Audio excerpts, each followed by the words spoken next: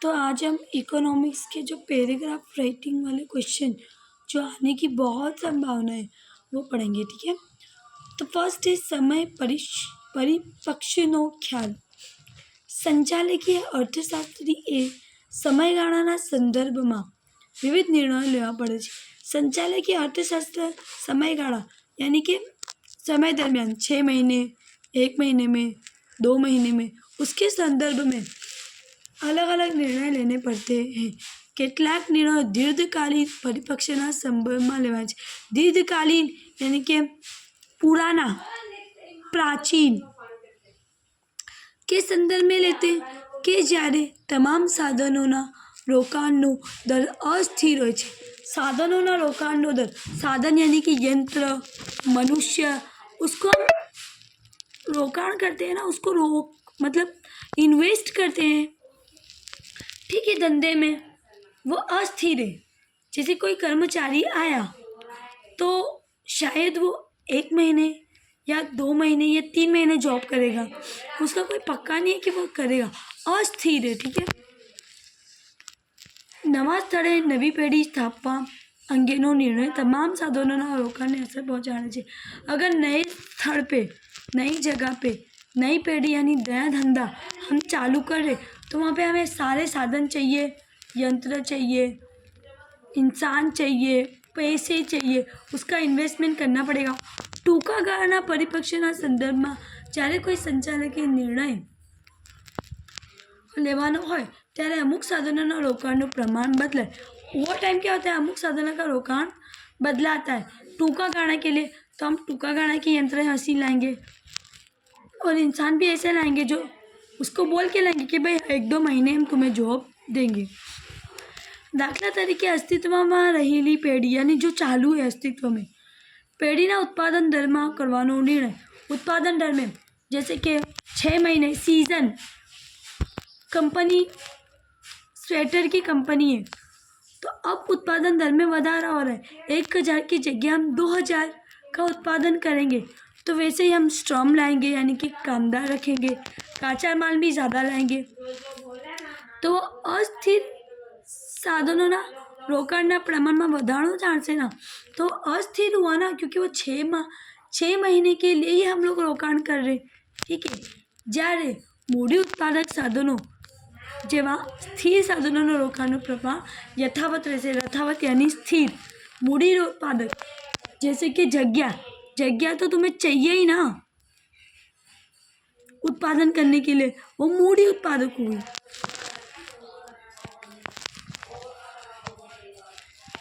दीर्घकालीन અને अल्पकालीन समय परिपक्ष वच्चेनो उपरोक्त तफावत व्यवहाરમાં જોવા મળતો નથી।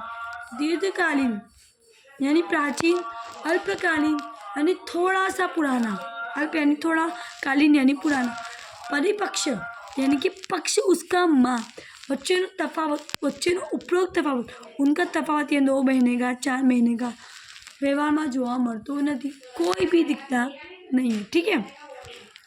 खर्चनी कई कई विगतों असर नहीं पामते। कौन सी विगतों को असर नहीं होगा, जैसे कौन सा खर्च है, भाड़ा का खर्च, उसमें कोई असर होगा क्योंकि भाड़ा तो तुम्हें देना ही है, 2000, 4000 जो भी है। तेनो आधार समय संदर्भ में लेवाल निर्णय पर अवलंबे छे। ये नहीं बोलोगे तो चलेगा। समय के संदर्भ में 1 महीना की तुमने जमीन ली तो 1 महीना का भाड़ा दो, 2 महीना तो 2 महीना। टूंका गाळाना समय परिपक्षनी अनेक श्रेणीओ होय छे अने जेम जेम श्रेणीबद्ध रीते समय परिपक्ष विस्तार में आवे तेम खर्चनी वधु ने वधु विगतो अस्थिर बने। लेकिन जैसे टूंका गाड़ा का भाड़ा था 4000, लेकिन लंबे गाड़े वो क्या हो गया, 2-3-4 साल बाद भाड़ा बढ़ गया तो वो अस्थिर हो गया। ऐसा 4 से 5 हो गया तो वो बदल गया, अस्थिर हो गया। संचालके लीधेल कोई एक निर्णय के जे टूंका गाळाना समय सदन में नफाकारक बने ते एवा दीर्घकालीन परिणामों पर सर्जी सके छे। दीर्घकालीन यानी भूतकाल। आज हम जो निर्णय ले रहे वो भविष्य के लिए क्या हो गया, दीर्घकालीन हो गया, ठीक है। सर्जना होगी कि जे लांबा गाळाना परिपक्ष पर प्रारंभिक यानी शुरू के तबक्का में धार्या करता वधु नफाकारक बनी रहे। शायद क्या होता है, हमने जितना धारा था उससे ज़्यादा नफा भी हमें हो जाता है। ઉપરોક્ત બાબત એક ઉદાહરણ વડે વધુ સ્પષ્ટ રીતે સમજી શકાય। फाजल उत्पादन शक्ति, फाजल यानी कि जो यूज़ में नहीं आ रही है, जो फालतू है। एक પેઢીનો દાખલો લઈએ। 10,000 એકમનો ઓર્ડર મેળવે છે, જેના દ્વારા એકમની ₹2 અથવા સમગ્ર પર 20,000 ચૂકવે। આ માટેનો ટૂંકા ગાળા વધારાનો ખર્ચ એકમ દીઠ 1.5 આવે અને તેથી એકંદરે સ્થિર ખર્ચ नफा पेट एकम દીઠ 0.50 अथवा एकंदरे 50,000 प्राप्त था। लेकिन उसने क्या किया, 10 एक एकम को एक्स्ट्रा ले लिया तो 5,000 का फायदा हो गया। उसके भाड़े के खर्च में વધારા हुआ नहीं, एक्स्ट्रा उसे क्या लाना पड़ा, खाली माल। 3 पैराग्राफ इन्हें में वो तुम 3 पैराग्राफ याद कर लो, 3 बार पॉज करके सुन लो, तुम्हें याद हो जाएगा। સમસીમાંતો સિદ્ધાંત। સમસીમાંતો સિદ્ધાંત અર્થશાસ્ત્રના સાહિત્યમાં એક ખૂબ જ પ્રચલિત સિદ્ધાંત છે અને સંચાલકીય અર્થશાસ્ત્રના એક મૂળભૂત ખ્યાલ તરીકે તેનો વ્યાપક પ્રમાણમાં ઉપયોગ થાય છે। સમસીમાંત यानी कि एक्स्ट्रा, सीमांत यानी एक एक्स्ट्रा उत्पादन। हम हर बार 10,000 का उत्पादन करते थे, लेकिन इस बार 2,000 ज़्यादा कर दे तो 2,000 ज़्यादा को कहते हैं सम सिद्धांत। प्रचलित हो गया है, फेमस। संचालकीय अर्थशास्त्रना एक मूलभूत ख्याल तरीके तेनो व्यापक प्रमाण में उपयोग થાય છે। संचालकीय अर्थशास्त्र में क्या मूलभूत ख्याल तरीके उसका क्या होता है, बहुत ज़्यादा प्रमाण में उपयोग। निर्णयीकरण यानी डिसीजन मेकिंग, भावी आयोजन यानी भविष्य का आयोजन, कामगीरी बचावવામાં સમ સિદ્ધાંતનો ખ્યાલ સંચાલકને અનેક રીતે ઉપયોગી માર્ગદર્શન પૂરી પાડે છે। अनेक रीते अलग अलग तबक्के में समसिद्धांतों सिद्धांत क्या करता है, मार्गदर्शन दोड़वणी देता। आ सिद्धांत मुजब अनेक उपयोग में आवता उत्पादन साधनों जुदा जुदा क्षेत्रों के प्रवृत्तियों वच्चे ए रीतनी फाळवणी थवी जोईए। फाळवणी यानी कि बांट देना कि जेथी प्रत्येक क्षेत्र अथवा प्रवृत्तिना साधनना सीमांत एकमनी लीधे उत्पादन मूल्य में थयेलो चोख्खो वधारो ए सरखो होय। हमने एक्स्ट्रा उत्पादन किया तो एक्स्ट्रा खर्चा हुआ।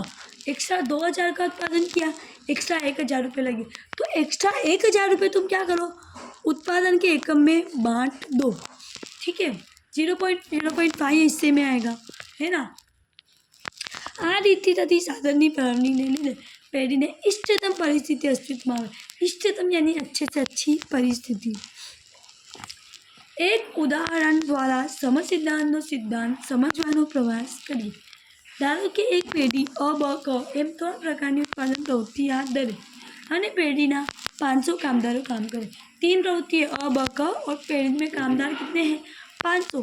टेक्निकल दृष्टिए परिस्थिति एवी है कि पेढ़ीना आ 3 पैकीनो कोईपण प्रवृत्तिने विस्तारवा माटे वधाराना कामदार अन्य 2 प्रवृत्ति में खसेड़वा पड़े।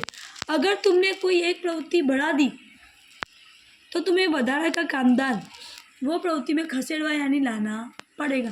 एटले कोई एक प्रवृत्ति उत्पादन वधारवा तेमां जे बधु कामदारनी जरूर पड़े, वधार कामदार, अगर तुम ज़्यादा काम कराओगे तो कामदार भी ज़्यादा चाहिए।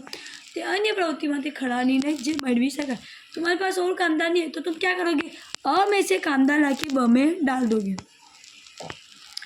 हवे धारो कि पेढ़ीना प्रवृत्तिना एक वधाराना श्रमिकोने उमेरो करवामां आवे, आने लीधे आ प्रवृत्तिनो चोख्खो उत्पादन मूल्य में वधारो थशे। तो क्या उसके खर्चे में वधारा हो गया, क्योंकि कामदार कोई फ्री में थोड़ी काम करेगा, तुम्हें उसे पगार देनी पड़ेगी।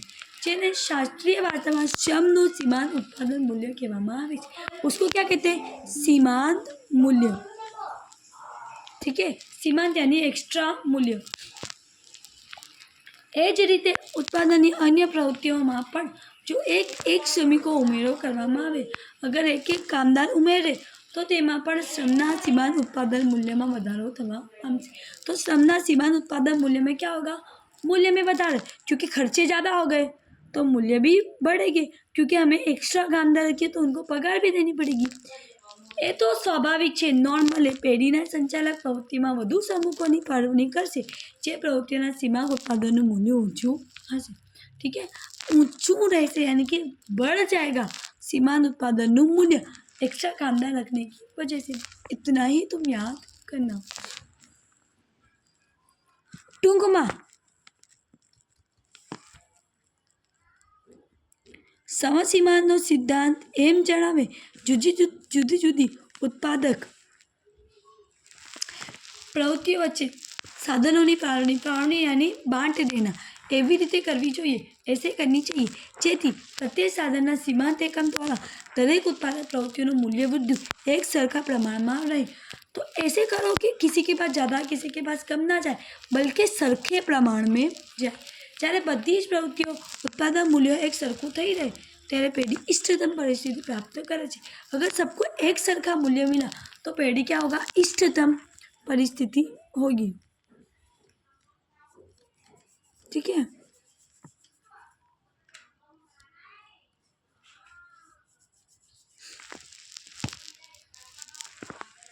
जी, સમસ્યાના સિદ્ધાંતના ધ્યાનમાં રાખવા જેવી બીજી એક મહત્વની બાબત ઘટતા જતા મળતર અંગેની છે। ઘટતા જતા વર્તનના નિયમ अनुसार उत्पादन की कोई पण प्रवृत्ति में स्थिर साधन क्या है, कारखाने की जमीन, यंत्रों। अस्थिर साधन यानी कि कामदार, मटीरियल जो बदलते रहते। साधनों प्रमाण जेम जेम वधारवामां आवे तेम तेम अमुक हद पछी सीमांत उत्पादन क्रमशः घटતું જાય। सीमांत उत्पादन क्या होगा, कम होता जाएगा। એટલે કે વધારાના अस्थिर साधनों प्रमाण उत्पादन में प्राप्त थतो વધારો क्रमशः घटतो जाए। इससे क्या होगा, उत्पादन प्रमाण में क्या होगा, घटना होगी, कम होगी। ठीक है। मांगनो नियम अने तेनी समजूती। मांगनो नियम कोई एक वस्तुनी किंमत वस्तुनी मांग वच्चेनो कार्यसाधक संबंध दर्शावे छे। आ नियम मुजब जो अन्य परिबळों स्थिर रहे, अन्य परिबळ स्थिर रहेंगे, वस्तु की कीमत में वधारो थता मांग में घटाडो थाय। वस्तु की कीमत बढ़ेगी तो मांग क्या हो गई, कम हो जाएगी, और वस्तु की कीमत में घटाडो होगा तो मांग बढ़ जाएगी। मांग घटेगी, मांग बढ़ेगी क्योंकि वो सस्ती हो गई, सस्ती लोग ज़्यादा पसंद करते हैं। आम वस्तु की कीमत तेरी मांग वास्ते व्यस्त संबंध धरावे छे। व्यस्त यानी उल्टा, घटी तो बढ़ी, बढ़ी तो घटी। वस्तु की कीमत और उसकी मांग, किंमत जेम जेम वधारे तेम तेम मांग ओछी, किंमत जेम ओछी तेम मांग वधारे। नियम, वस्तु की कीमत 12 तो वस्तु की मांग 2, 10 तो मांग 4, 9 तो 5, 8 तो 9, 7, 6 तो 10। वस्तु की कीमत घट रही है तो मांग बढ़ रही है। ठीक है। आकृति OX रेखा पर वस्तु की मांग और OY रेखा पर वस्तु की कीमत दर्शाववामां। OX में क्या है, वस्तु की मांग, OY पर वस्तु की कीमत। जेम कीमत बढ़े तेम वस्तु की मांग घटे, कीमत बढ़ेगी मांग घटेगी। DD रेखा ने मांग की रेखा कहेवामां आवे। DD है वो मांग की रेखा है અને તે જુદા જુદા વસ્તુની કેટલી માંગ થતી હોય તે દર્શાવે છે। માંગની રેખાના ઢાળ હોના ઢાળ વસ્તુની ઢાળ પરથી જણાવે કે ડાબી બાજુથી જમણી બાજુ નીચે તરફ જતી હોય છે, ડાબી બાજુથી નીચે તરફ जा रही है। તેનો અર્થ છે વસ્તુની કિંમત ઘટવાથી તેની માંગમાં વધારો થાય। કિંમત ઘટે તો માંગ વધતી, વસ્તુની કિંમત ઘટતી માંગમાં ઘટાડો થાય। एक ही चीज़ों का बार बार बोला है। आम मांगनी आवक सापेक्षता ग्राहकनी आवक अने मांग वच्चेनो गुणोत्तर संबंध दर्शावे। ग्राहकनी आवकमां वधारो थाय तो क्या होगा, ग्राहक की आवक बढ़ेगी, वो मांग में वधारा करेगा। मांगनी आवेश सापेक्षता कहेवामां आवे छे। उसको क्या कहते हैं, मांगनी आवेश सापेक्षता। तो आज क्वेश्चन में भी मैंने बताया आवेग सापेक्षता, धन आवेग सापेक्ष मांग, ऋण आवेग सापेक्ष मांग અને શૂન્ય આવેગ સાપેક્ષ માંગ।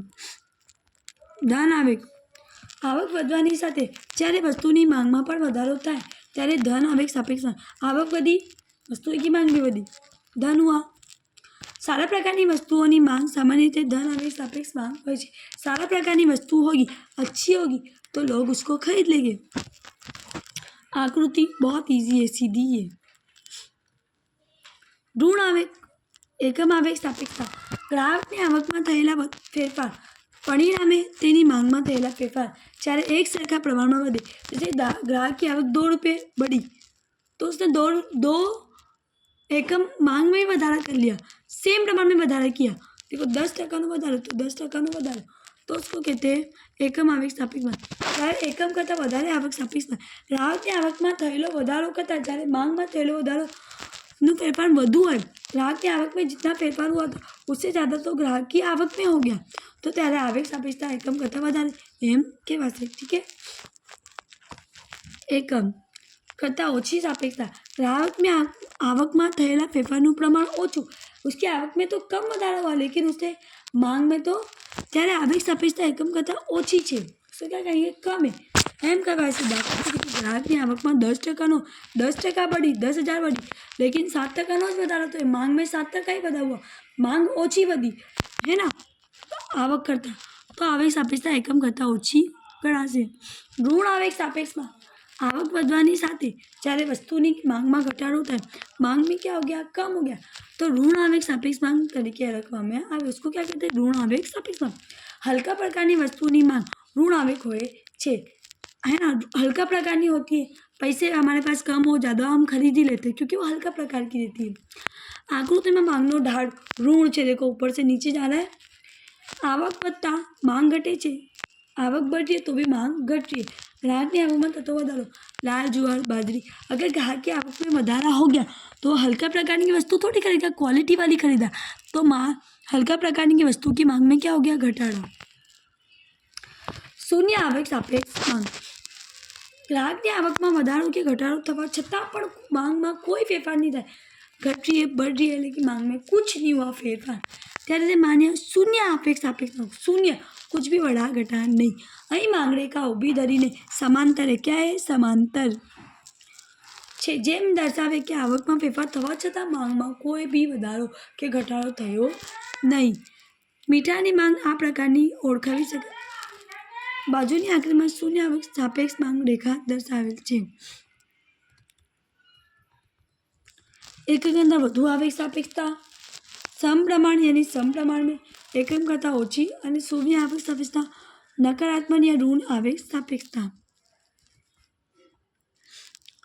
आवेग सापेक्षता ये देखो यू यू यू बन रहा है, ये ए थी बी सुधीना भागમાં એકમ કરતાં વધારા हो रहा है, बी थी सी सुधीમાં भागમાં એકમ थी बराबर.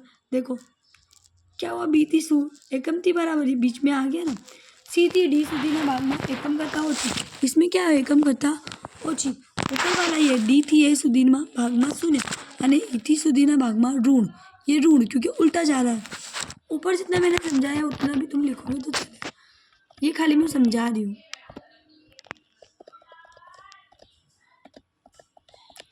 मांगनी मूल्य, मांगनु मूल्य, ठीक है. संपूर्ण मूल्य सापेक्ष, सापेक्ष રીતે મૂલ્ય અનપેક્ષ માંગ, સાપેક્ષ રીતે મૂલ્ય સાપેક્ષ માંગ, સંપૂર્ણ મૂલ્ય અનપેક્ષ માંગ અને એકમ મૂલ્ય સાપેક્ષ. સંપૂર્ણ મૂલ્ય સાપેક્ષ માંગ, વસ્તુની કિંમતમાં ફેરફાર ન થયો હોય છતાં તેની માંગમાં વધઘટ થાય. वस्तु की कीमत में कोई भी फेरफार नहीं हुआ, 2 की 2 रुपये ही है, लेकिन फिर भी उसकी मांग में વધઘટ हो गया तो तेने संपूर्ण मूल्य सापेक्ष मांग का है, तो उसको क्या कहते हैं? संपूर्ण मूल्य सापेक्ष. અહીં मांग रेखा क्षितिज रेखा ने समांतर है, क्षितिज यानी ये, और ये मांग रेखा क्या है? दोनों को समांतर है. अलबत्त वास्तविक जीवन में આવી परिस्थिति भाग्य જ હોય છે, क्योंकि वस्तु की कीमत में फेरफार कोई नहीं होता है तो उसकी मांग में भी कोई फेरफार होता नहीं है. सापेक्ष रीते मूल्य सापेक्ष मांग, જ્યારે કિંમતમાં થતા ફેરફારને પરિણામે માંગમાં થતા ફેરફારનું પ્રમાણ વધારે હોય, કિંમત में फेरफार हुआ लेकिन मांग में तो ज़्यादा हो गया, ત્યારે સાપેક્ષ રીતે મૂલ્ય સાપેક્ષ માંગ કહેવાય. તો क्या कहेंगे? मूल्य सापेक्ष मांग. દાખલા તરીકે કિંમતમાં 5%નો વધારો થયો लेकिन 8%નો વધારો तथा मांग में 8%, कीमत में तो 5 ही हुआ लेकिन मांग में ज़्यादा हो गया. 5% तथा मांग में 10%, मांग में तो उससे भी ज़्यादा हो गया.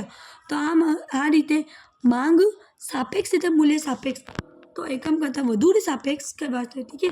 अभी मांग में करना ढाल ओछो तीव्र यानी कम होता है, ऊपर से नीचे जा रहा है. आ मांग में करना जुदा जुदा भाग ऊपर मूल्य सापेक्षता जुदी जुदी हो छे. क्या कीमत के अकॉर्डिंग मूल्य सापेक्षता होती है. एकम मूल्य अनपेक्ष सापेक्ष मांग.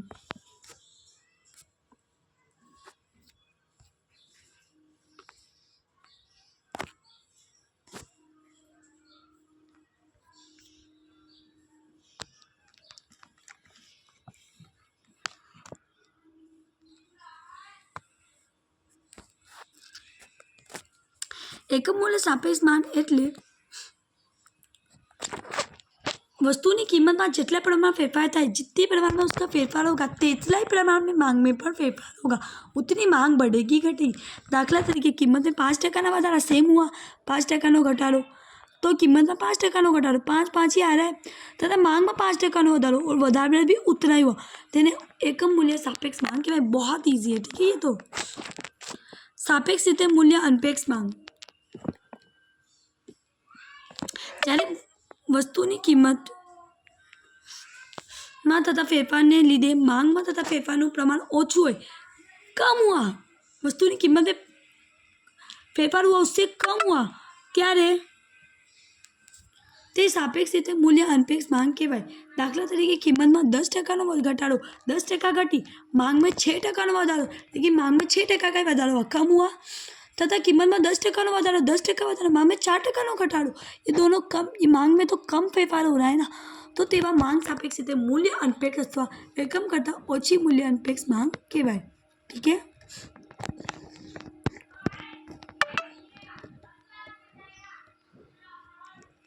संपूर्ण मूल्य अनपेक्ष मांग ब्लैक क्यों हो गया इतना।